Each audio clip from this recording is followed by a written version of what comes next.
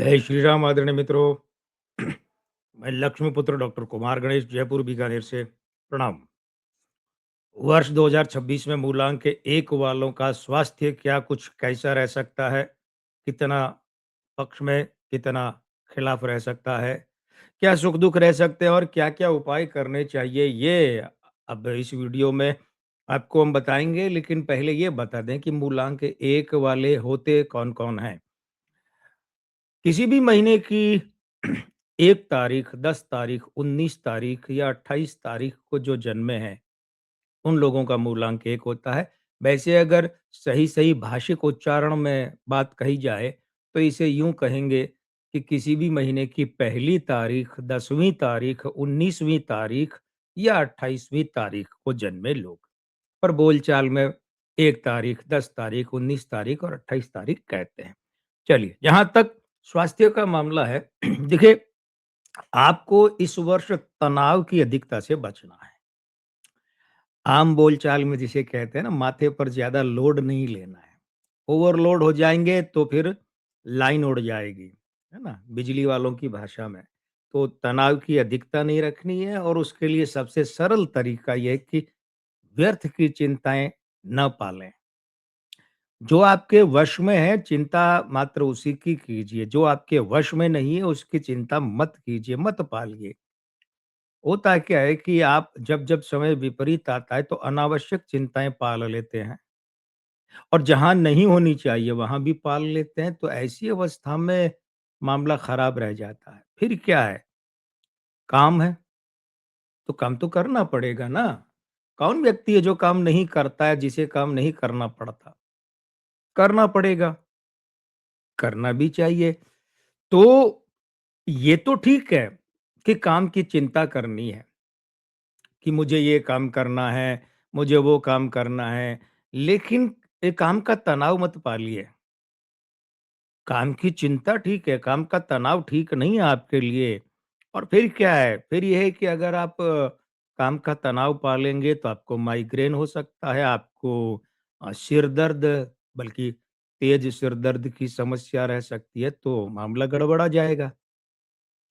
सिर पकड़ कर बैठना पड़ जाएगा। तो इसलिए आपको फिर दोहरा कर कह रहे हैं, काम की चिंता तो ठीक है, लेकिन काम का तनाव नहीं पालना है। और पूरे वर्ष 2026 में आपको रक्त से संबंधित बीमारियों को लेकर विशेष सावधानी बरतनी है। अब रक्त से संबंधित बीमारियों में देखिए, खून की कमी है, खुजली है, चकत्ते हैं, दाद खाज है और सफेदी के चकत्ते निकल आना है। फिर बवासीर, मस्से की, पाइल्स की जो बीमारी होती है, ब्लड प्रेशर यानी कि रक्तचाप का कम या ज़्यादा होना और ब्लड शुगर, मधुमेह जिसे बोलचाल में शुगर कहते हैं। इनके अलावा खून की कमी और भी खून से संबंधित कोई भी हो, तो उस समस्या को, उस रोग को लेकर सावधानी बरतनी। अब सावधानी बरतने का मतलब क्या हुआ? वो ये हुआ कि अगर ऐसी कोई बीमारी आपको है, तो जो दवाओं का उपाय है, वो करने में लापरवाही नहीं बरतनी है। डॉक्टर जो आपको दवाएँ बताते हैं, जो जीने का तरीका बताते हैं, खान-पान का तरीका बताते हैं, वो खान-पान के तरीके को, जीने के उस तरीके को, उन दवाओं का वैसे पालन कीजिए। और ध्यान ये रखना है कि ऊल-जुलूल न खाएँ।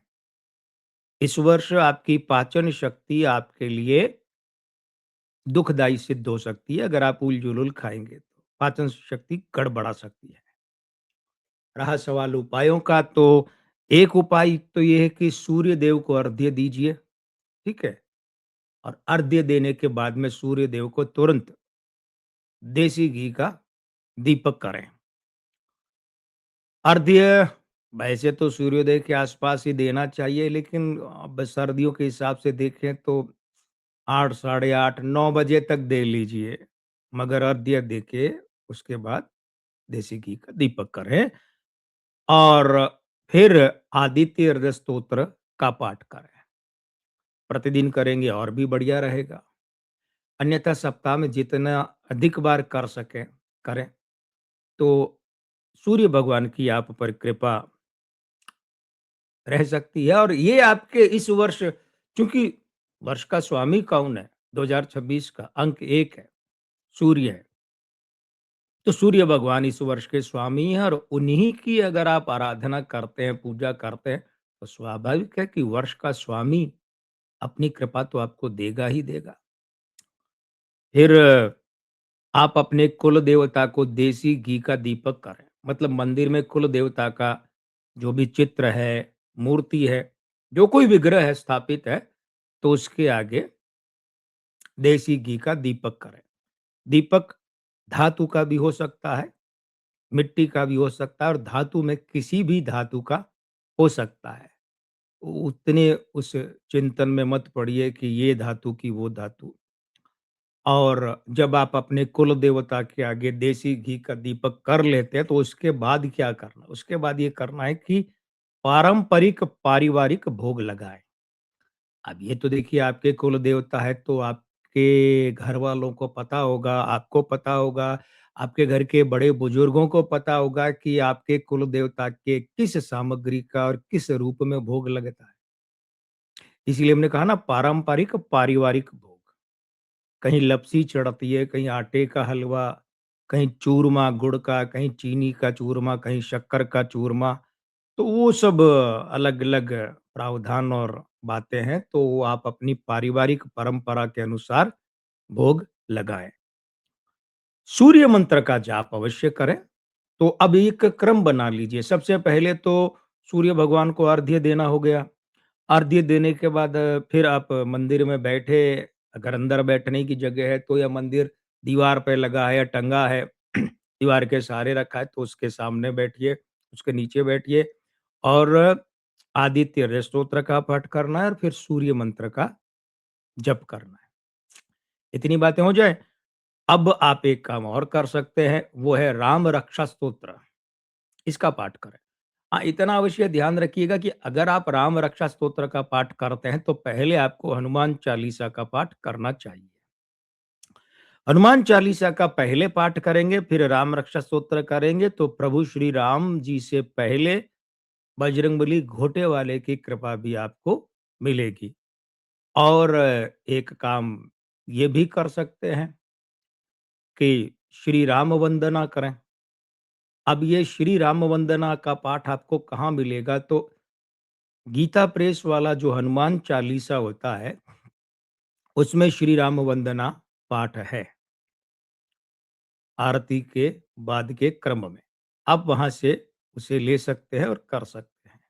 ये उपाय कीजिए, वर्ष 2026 आप पर मेहरबान रह सकता है।